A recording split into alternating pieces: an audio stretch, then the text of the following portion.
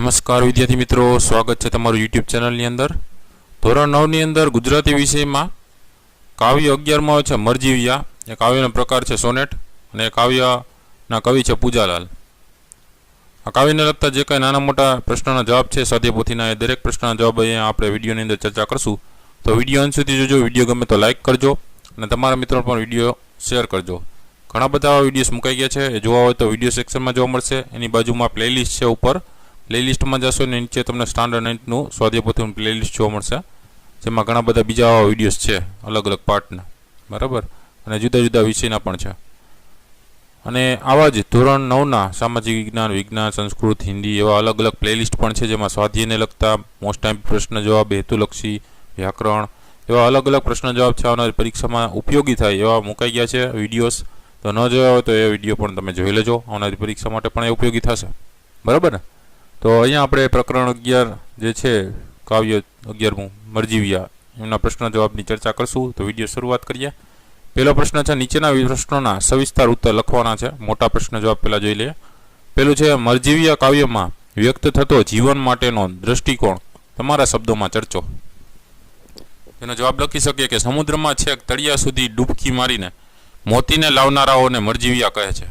તેઓ જાણે છે કે સમુદ્રના પાણી ઊંડા છે, એમાં અનેક હિંસક જળચર પ્રાણીઓ છે, તેમ છતાં એમનું મન મક્કમ છે, એમના હૃદયમાં ઉત્સાહ અને સાહસ છે, તેમના પ્રિયજનોની શિખામણની અસર થતી નથી, એમનું એક જ લક્ષ્ય છે, આથી સહેજ પણ ડર્યા વગર તેઓ જીવનું જોખમ ખેડે છે। તેઓ મૃત્યુના મુખમાં પ્રવેશ્યા હોય એમ સમુદ્રના અંધકારમય તળિયા ખૂંદી વળે છે, પરિણામે તેઓ મણિમોતીનો અખૂટ ખજાનો મેળવીને બહાર આવે છે। મરજીવિયાની જેમ મનુષ્ય પણ જીવનમાં ગમે તેવા સંઘર્ષોનો સામનો કરવો પડે તો એનાથી સહેજ પણ ડરવું જોઈએ નહીં। જો મનુષ્યના મનમાં દ્રઢ નિશ્ચય હોય, હૃદયમાં ઉત્સાહ અને સાહસ હોય, તો તે પોતાના નિશ્ચિત લક્ષ્ય સુધી પહોંચીને મણિમોતી જેવી કિંમતી વસ્તુઓ મેળવી શકે છે।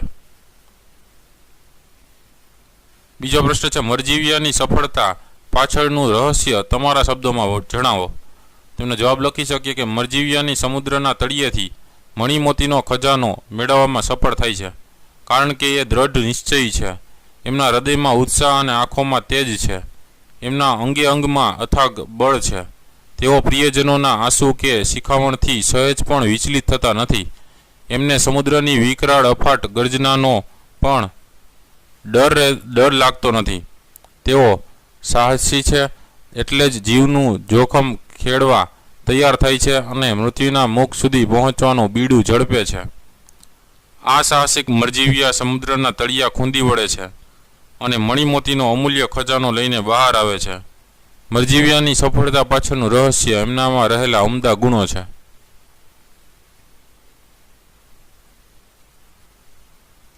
પ્રશ્ન નંબર 2, નીચેના પ્રશ્નના 2-3 વાક્યમાં ઉત્તર લખો।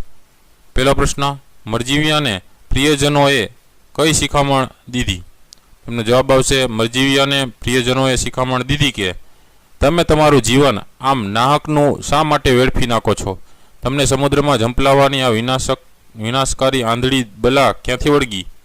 આમ કહીને પ્રિયજનોએ સજળ નેત્રે મરજીવિયાને રોકવાનો પ્રયત્ન કર્યો। બીજો પ્રશ્ન છે, સમુદ્ર ભણી જતી વખતનો મરજીવિયાનો ઉત્સાહ તમારા શબ્દોમાં વર્ણવો।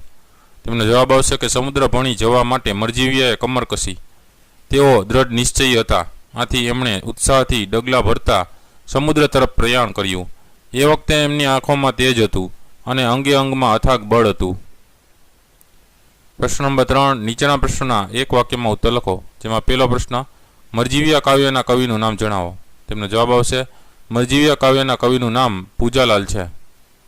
બીજો પ્રશ્ન, મરજીવિયા કૃતિનું કાવ્ય સ્વરૂપ જણાવો। તેમનો જવાબ થશે, મરજીવિયા કૃતિનું કાવ્ય સ્વરૂપ સોનેટ છે।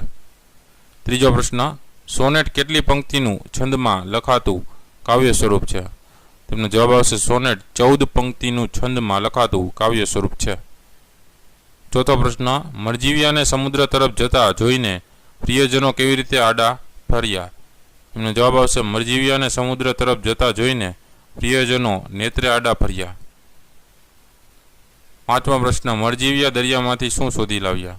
એનો જવાબ છે મરજીવિયા દરિયામાંથી ક્યારેય ન ખૂટે તેટલા મણિમોતીનો ખજાનો શોધી લાવ્યા.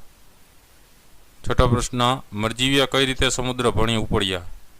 એમનો જવાબ છે મરજીવિયા ઉત્સાહથી ડગ ભરતા સમુદ્ર ભણી ઉપડ્યા. સાતમો પ્રશ્ન, પ્રિયજનોના મતે મરજીવિયાનું સાહસ કેવું છે? એનો જવાબ આવશે પ્રિયજનોના મતે મરજીવિયાનું સાહસ જીવન વેડફી નાખનારું તેમજ વિનાશકારી આંધળી બલા વળગેલું છે. આઠમો પ્રશ્ન, મરજીવિયાઓએ અગાધ જળમાં પ્રવેશ શા માટે કર્યો? તેમનો જવાબ છે મરજીવિયાઓએ અગાધ જળમાં પ્રવેશ કર્યો કારણ કે તેઓને ત્યાંથી અખૂટ મણિમોતી કોષ લાવવો હતો.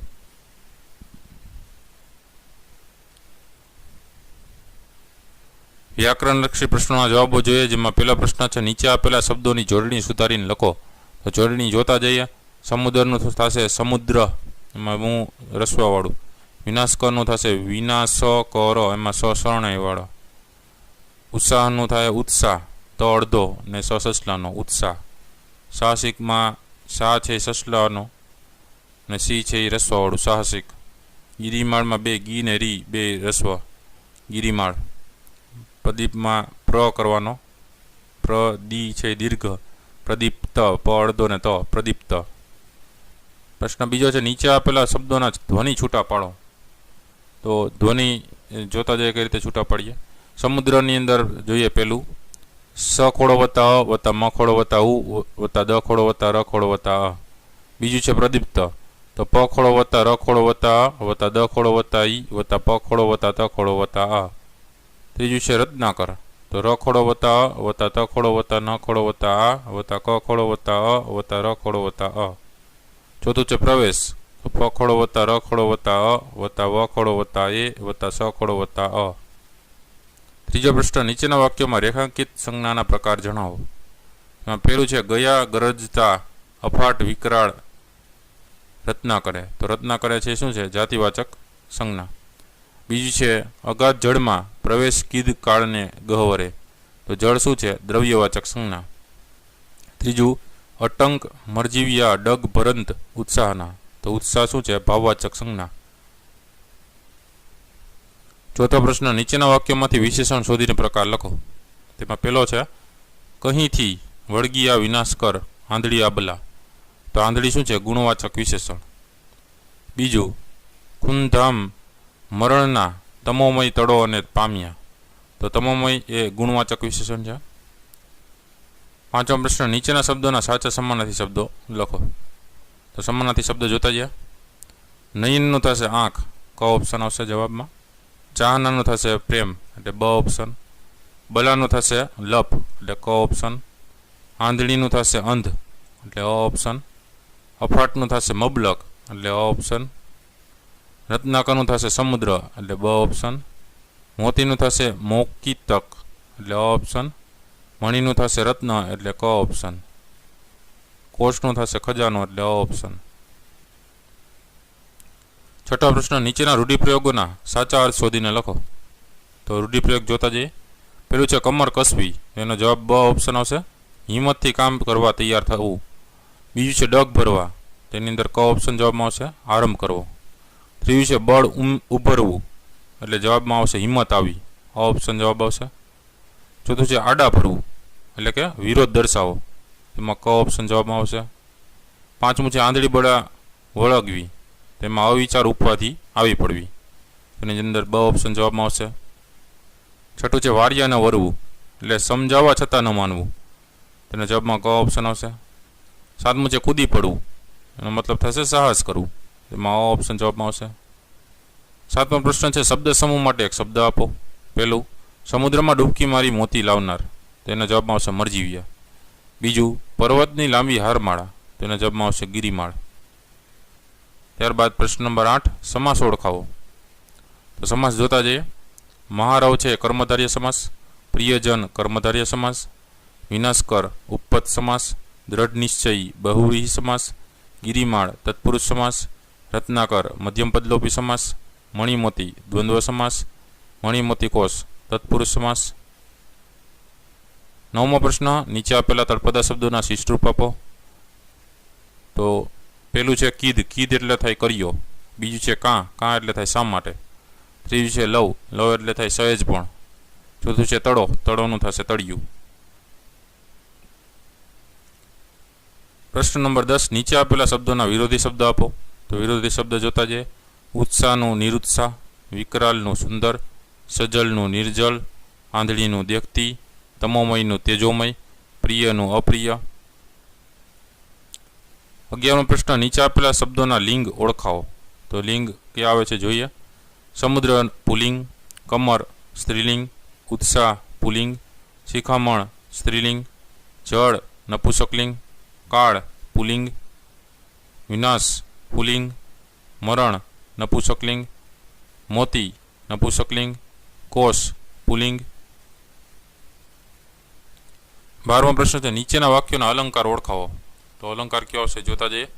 પહેલું છે તરંગ ગિરિમાળ સા હૃદય ઉપરે આથડ્યા. તો એના જવાબમાં આવશે ઉપમા અલંકાર. બીજું છે અગાધ જળમાં પ્રવેશ કીધ કાળને ગહ્વરે. તેના જવાબમાં આવશે રૂપક અલંકાર. 13મો પ્રશ્ન છે, નીચેના વાક્યોના કાળ ઓળખાવો. તો કયો કાળ આવે જોઈએ. પહેલું છે સમુદ્ર ભણી ઉપડ્યા કમરને કસી રંગથી. તેના જવાબમાં આવશે ભૂતકાળ. બીજું છે શિખામણ દીધી વૃથા જીવન વેડફો કા ભલા પ્રશ્નાચિહ્ન. તો એ થશે ભૂતકાળ. તો વિદ્યાર્થી મિત્રો, આ હતા અલગ અલગ આ કાવ્યના લગતા નાના મોટા પ્રશ્નોના જવાબો. વિડીયો ગમ્યો હોય તો જરૂરથી લાઇક કરજો અને તમારા મિત્રોને પણ વિડીયો આ શેર કરજો, એટલે કઈ રીતના જવાબ આવે એમને પણ ખ્યાલ આવે. બીજા ઘણા બધા ચેનલમાં વિડીયોઝ મુકાઈ ગયા છે, ન જોયો તો પ્લેલિસ્ટમાં જઈને જોઈ લેજો. આવનારી પરીક્ષાની પણ તમે એમાંથી તૈયારી કરી શકો અલગ અલગ વિડીયો દ્વારા.